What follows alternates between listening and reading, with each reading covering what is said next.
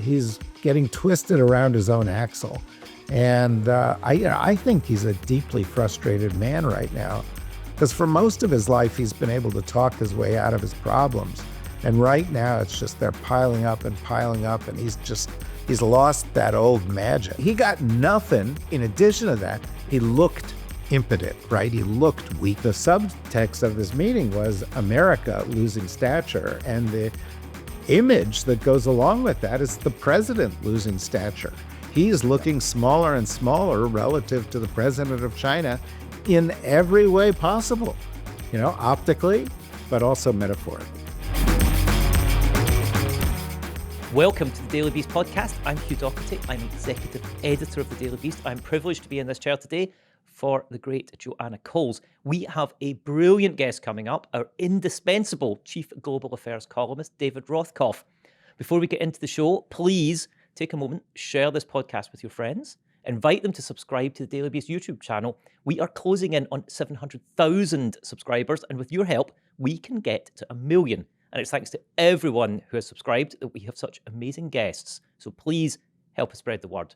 Now, David Rothkopf really needs no introduction, but I will just say he has written a brilliant column which nails everything you need to know about Donald Trump's trip to China and why it shows he is literally shrinking on the world stage, and dangerously, why the US is too. David Rothkopf, welcome. Thank you for making a special appearance on the Daily Beast podcast. I'm happy to be here, and I'm happy to see you. Oh, that's very kind, and thank you for thank you for joining me, but thank you as well for being tolerant of my Scottish accent, which some people are finding hard to understand. So I will be very, very slow and very crisp and clear. Have you thought about subtitles for these podcasts? There are some questions about the reliability of these subtitles, I have noticed. It seems that YouTube and the strange AI overlords have not been to Glasgow. Everybody should watch Train Spotting a few times, then it becomes very easy to understand. My people. David, you have written a must-read column for the Daily Beast about, the biggest flop possibly imaginable, Donald Trump's trip to China. We are recording this while Air Force One is still in the air, but we have seen what happened on Air Force One, and we have seen what happened in China. Tell us your summary of just... Was this the great, historic, biggest summit in the world ever that we were promised? Well, not only were we promised, but as it was happening, Trump was like, well, I don't think anybody's ever seen anything like this. And of course, he says that about everything. And I can only imagine how that figures in his personal life. But in terms of what we saw in Beijing, it was certainly not. In fact, the main takeaway from this was none of the ones that Trump might have hoped it was. He wanted to change the subject from Iran, didn't really do that. He wanted to make himself look like he was a powerful world leader. He didn't really do that. In fact, from the very beginning, Xi Jinping set the tone, set the tenor, and actually set the narrative. And early on, he made this reference to what is known as the Thucydides trap, which is this idea popularized by a Harvard professor, Graham Allison, that conflict is likely between rising powers and established powers that they are supplanting. Well, of course, the subtext of that is China's the rising power, and we are the established or declining power. And he started with that, and then Trump, a little bit later, when somebody explained to him what was going on, wrote a Truth Social post, and he said, oh, yeah, don't worry about that. What he really meant was we were declining under Joe Biden, but now things are great. So he didn't take umbrage. He tried to deflect it. But in every part of the meeting, it was the Americans asking for things, the Chinese not giving them or not giving commitments to them, controlling the narrative, and lecturing the United States periodically, saying you can't do this on Taiwan. But that's our world. Don't mess in it. And in fact, what you got was the United States going, yeah, okay. Trump on the plane back was like, well, we talked about that. And he said, will you defend Taiwan? And I said, I don't talk about that.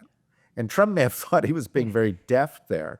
But what he was really saying was he gave, Xi Jinping that wink and a nod, like, yeah, okay, don't worry about it. And I could give you 10 other examples. But the point is, coming back, Trump looked less, the United States looked less, and I'm not even talking about him falling asleep at meetings or not being able to stand up straight. Well, I was going to talk about Taiwan because this whole situation that Trump walked into in China, first of all, I was going to say, who had to explain to him what the Thucydides trap is, and how on earth did they even begin? I'm sure it wasn't Pete Hegseth. It was not Pete Hegseth. Did they say, well, there's this Gerald Butler movie, and maybe we should watch that first? But who, and I have to say a Scottish star, but Gerald Butler is great. He is absolutely great. He has never made a bad movie, and I will stand. But that's a hill I will die on. I think he's died on a few hills in some of his movies. Yes. Trump kind of walked into a trap himself, though, didn't he?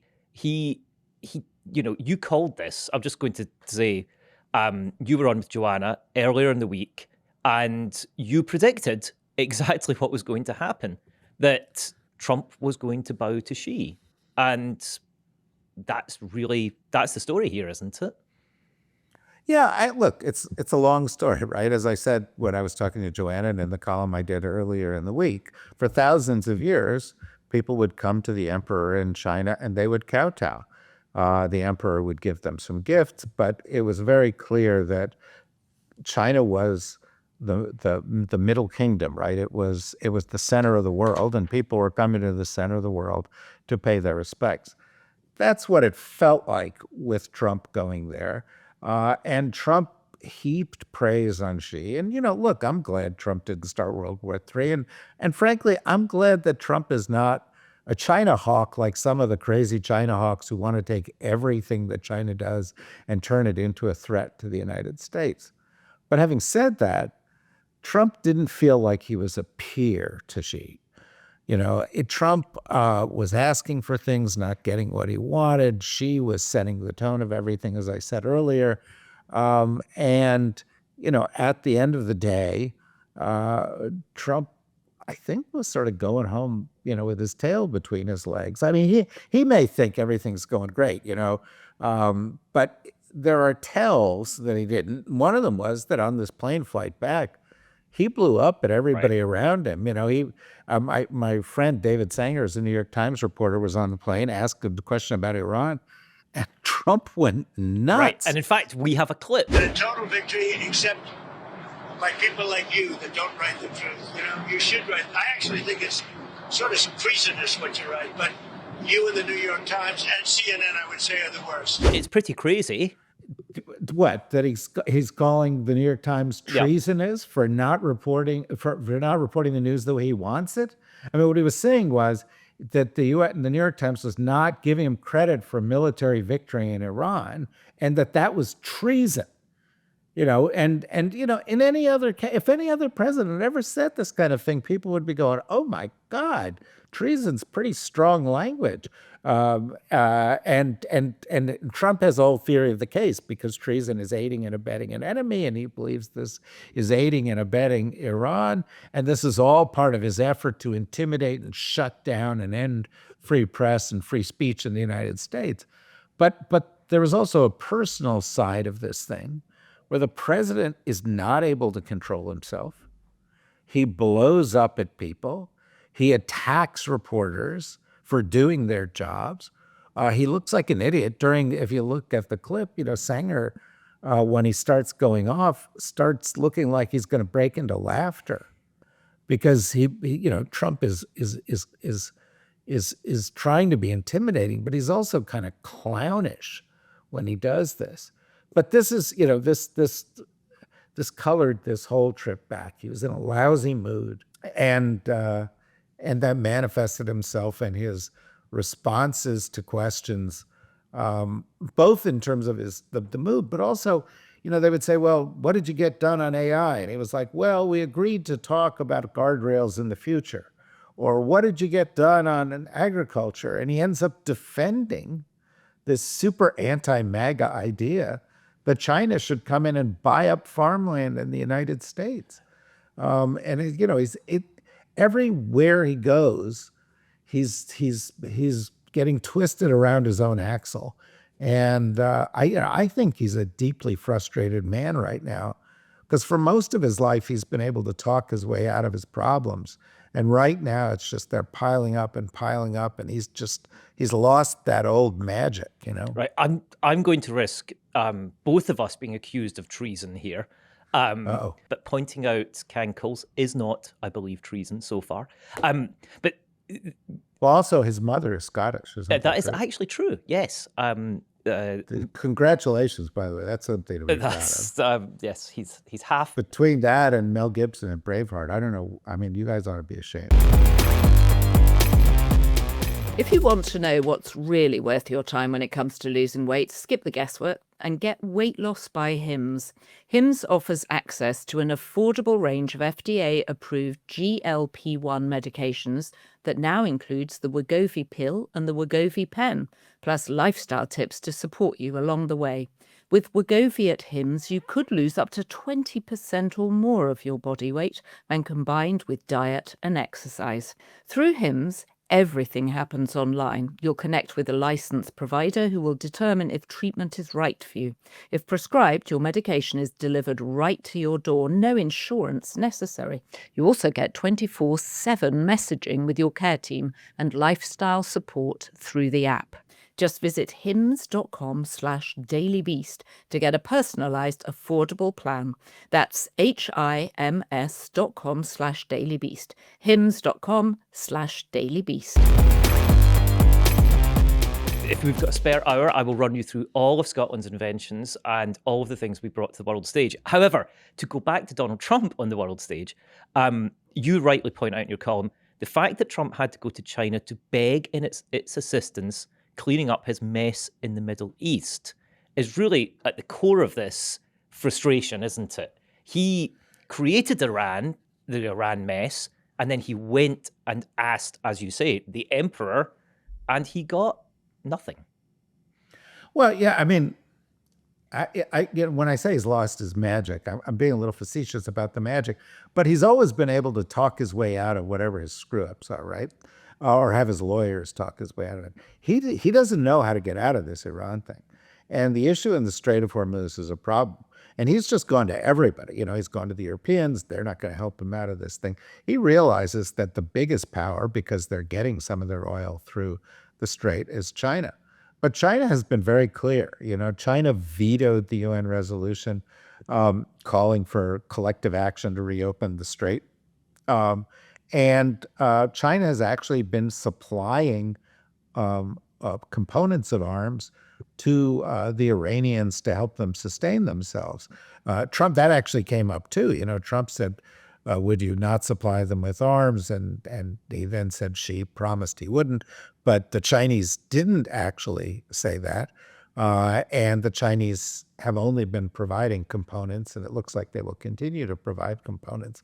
So here he was kowtowing to a guy who is actually actively helping the enemy in this Iran war, and helping them in ways that could actually lead to casualties to U.S. troops and sailors. And that doesn't give Trump any pause, and he was not tough on Xi on any of that. He didn't, and they didn't agree to help with the Strait. So he got nothing, but in addition to that, he looked impotent, right? He looked weak. That's what I was hoping we would want to talk about, is the body language of all this, the feeling, and unusually, we've actually got a direct side by side because he went to China 9 years ago now and stood with Xi. So we can see, we can see the physical change in Trump. In his prior visits, Trump was tall. Yes. In fact, Trump sells himself as being 6'3". Yep. Now we know, we've seen all the pictures side by side of him and Chris Hemsworth or him and whatever, 6'3" guy who's got the body fat he said, and it's obviously a lot. But Xi Jinping is 5'11", Yep. and Trump standing next to him is the same size. Yes.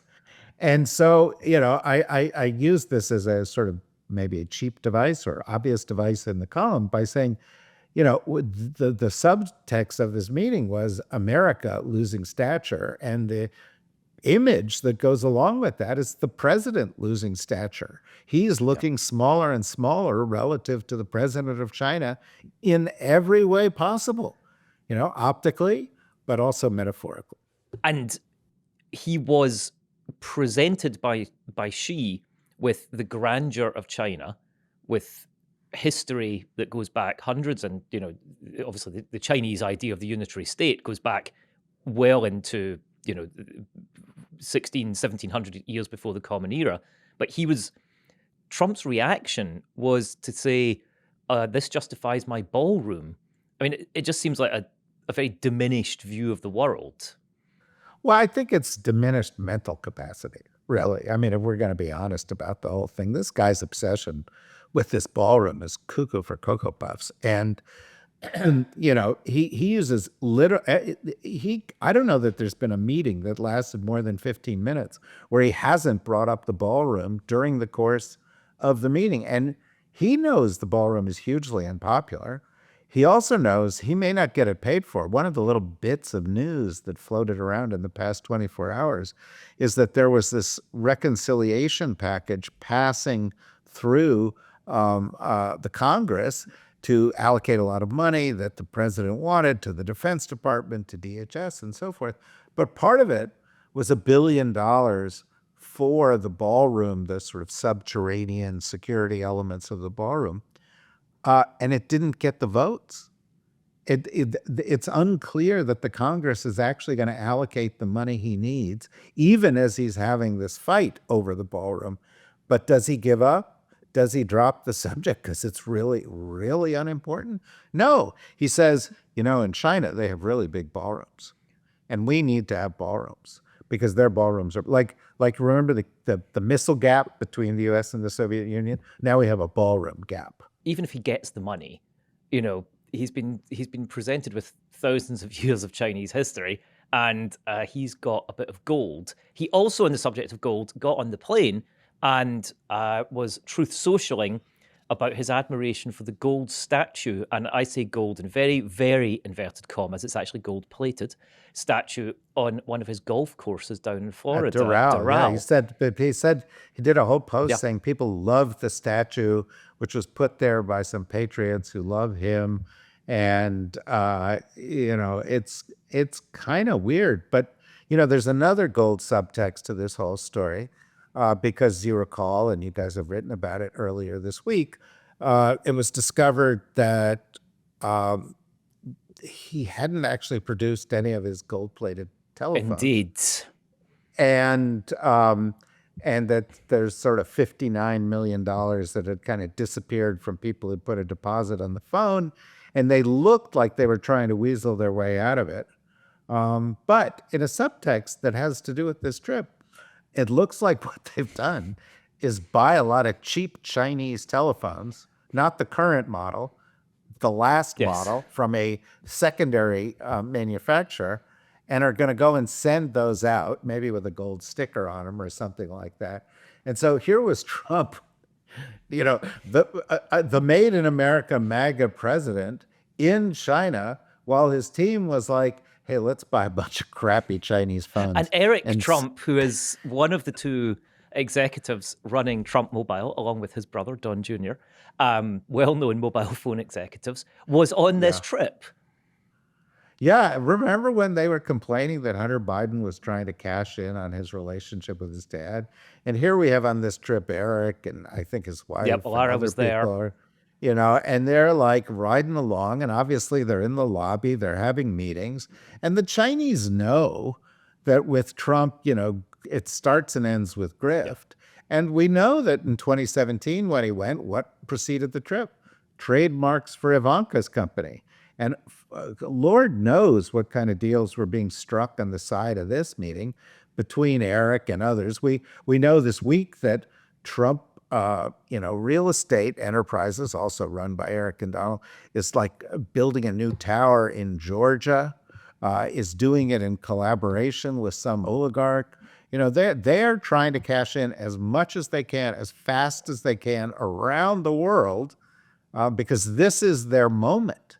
It's going to be a lot harder to take advantage of the Trump name, when Dad's doing 5 to 20 at Danbury Federal Penitentiary. Well, Okay, that will never happen. let's just get back to Taiwan, particularly, right?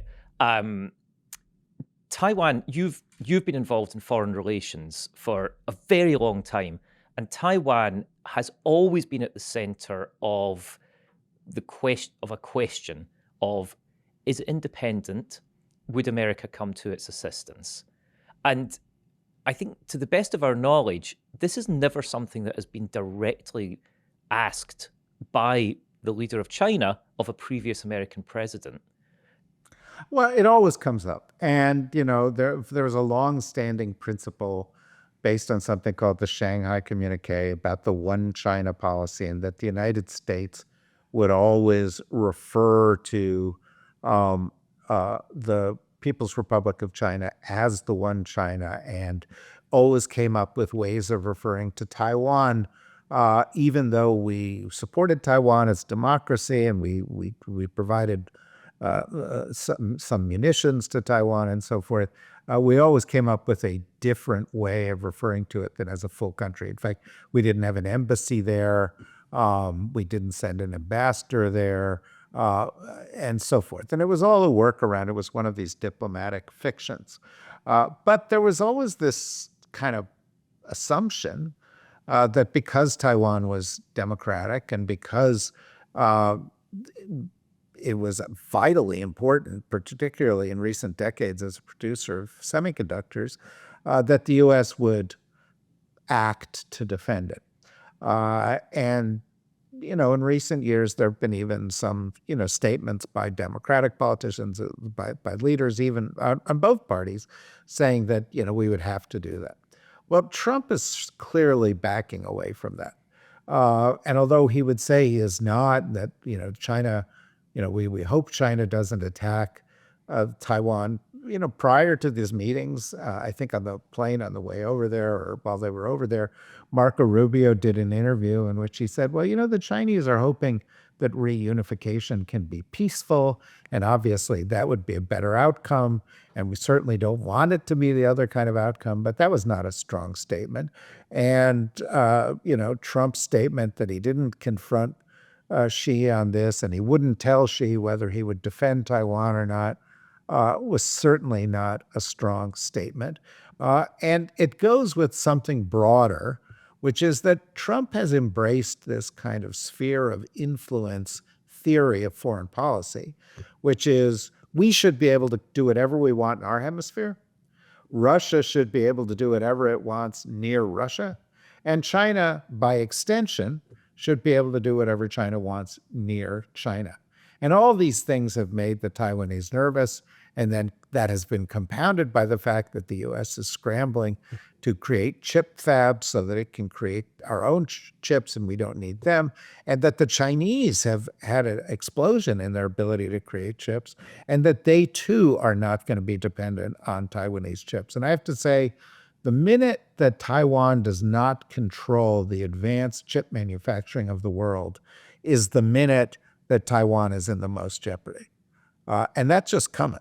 I mean, sooner or later, the world doesn't want to be as dependent as it is on Taiwan for the vast majority of all the advanced chips which are needed for AI.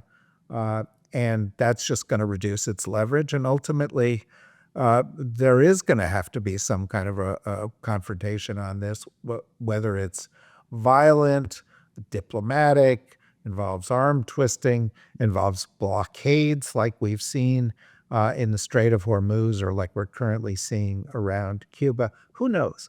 But this is going to remain an issue that's very thorny for years to come. The other thing that hangs over this is Trump's kind of broken promises. We talked about farmland and how that was a real MAGA thing of not allowing the Chinese to buy up US farmland, and particularly to buy near American military sites. But Trump went on Sean Hannity, who was part of the official delegation, apparently, as you would expect. But Of course. Trump went on Sean Hannity and kind of surprised even Sean Hannity by saying he's kind of okay with this now. And in fact, we have the clip. I would assume I'm in Beijing. If I wanted to buy property near one of their military installations, I don't think President No, Xi... they wouldn't let you. I don't, look, it's not that I love it. You want to see farm prices drop? You want to see farmers lose a lot of money? Just take that out of the market. He's willing to dump what had seemed to be core issues for his voters. And, similarly, there's this there had been this very aggressive language about Taiwan. That's been dumped. There were supposed to be soybean sales. They don't seem to quite have happened, which is going to be, of concern, I would imagine, to the farmers, particularly of, for example, Iowa. He's really flexible here about his MAGA principles. First of all, he said there'd be soybean sales. The Chinese didn't confirm it. He said there'd be Boeing sales. The Chinese didn't confirm it. And in fact, I should say he kept going on the Boeing sales on the plane and said, we'd started with 200. Analysts had hoped for 300. Boeing's stock price went down. And on the plane, I presume cognizant of the stock price, he said, well, it might be as many as 750. The Chinese haven't confirmed any. It's such baloney. It's such baloney. But look, I know as a journalist, you're supposed to approach these things with a certain degree of decorum and objectivity when framing a question like this. But let's be honest. Donald Trump has no principles. When has Donald Trump had a principle that he would just not bend on, right?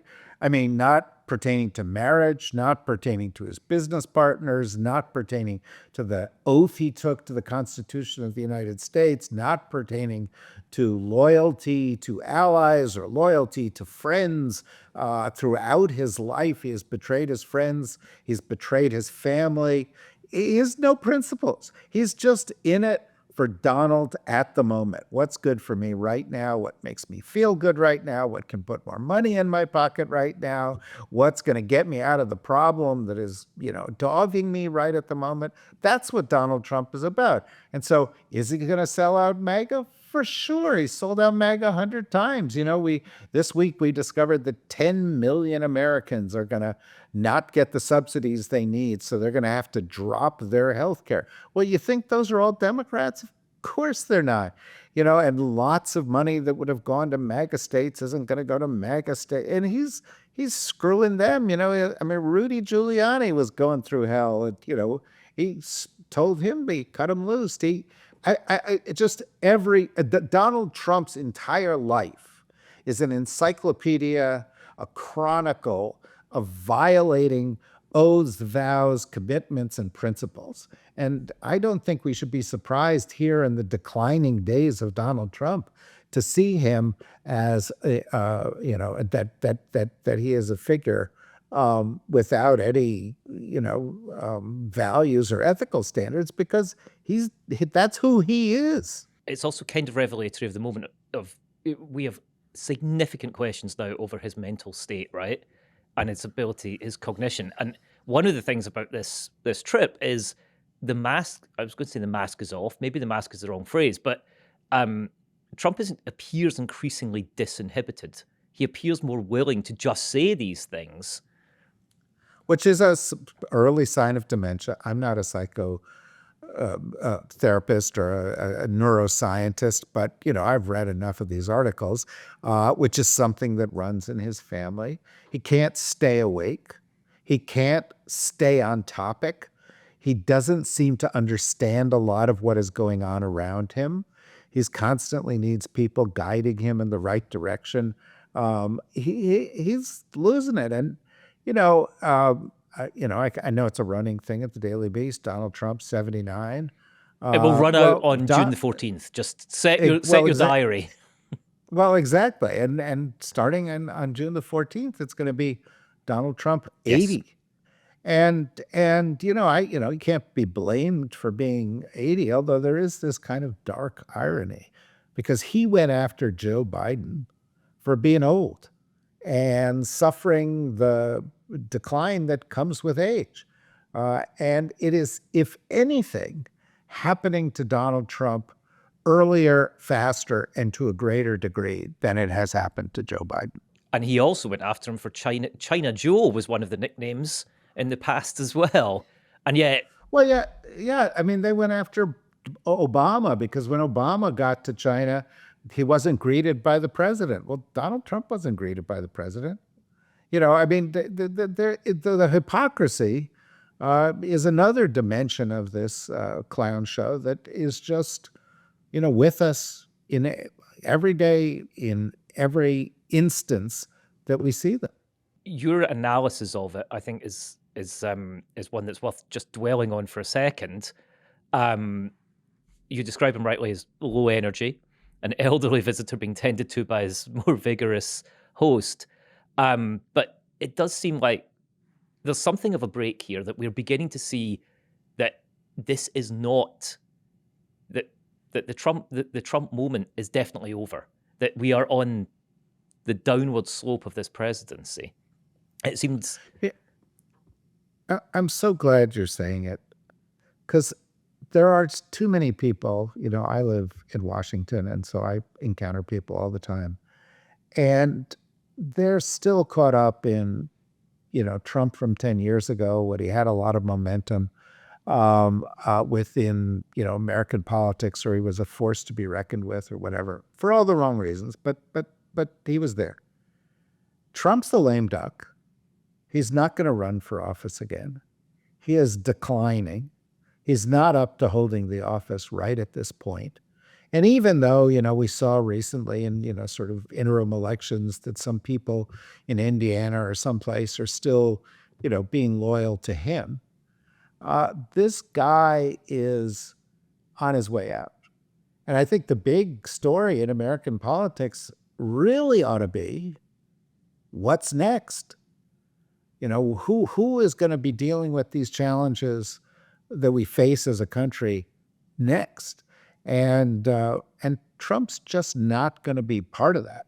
And I think, to some extent, it may explain his insane mania for putting his name on everything, building statues, building arches, building ballrooms, having airports named after him, et cetera, et cetera. He is behaving like a guy who is aware of his own mortality. Well, David, we could not ask for finer chronicler of the years after Trump, never mind the years of Trump. There's so many questions to be asked about what happens next. Cannot wait to discuss those with you. Thank you for joining us. Well, I can't wait for those years after Trump. I'm sure that you are not alone in this. I say it's going to be tough for the media, because Trump's like this colorful figure, and we will undoubtedly get somebody who's less colorful, God willing. But we could do with a little boredom. I could do it that neither you nor I are getting any younger. I could do it the period where things are just in the zip code of normal. Isn't the proverbial Chinese curse, which I'm sure is totally apocryphal? Please, if you know that it's apocryphal, I'm not saying it's true, but people always said, "Oh, may you live in interesting times." Yeah, well, I think in the direct translation is "May you live in the times of Donald Trump." Well, I'm glad that the ancient Chinese seers saw our moment so effectively. David, you're a much more up-to-the-moment seer, and thank you for bringing your insights. It's always good to talk to you, Hugh. David, thank you for joining us. Once again, you can read David's absolutely must-read verdict on Trump's amazing shrinking trip and his amazing shrinking presidency at thedailybeast.com.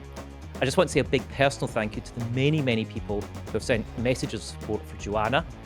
She is absolutely aware of them and very grateful. I'll be in the comments later to hear what you've got to say about Trump in China, about Trump's mental state, and all the other issues that this podcast has raised. And finally, thank you to our production team, Ryan Murray, Rachel Passer, Heather Pissarro, and our legal eagle, Neil Rosenhaus. So the good news is we have so many B-Beast tier members now. There are too many names to read out, and we really appreciate your support.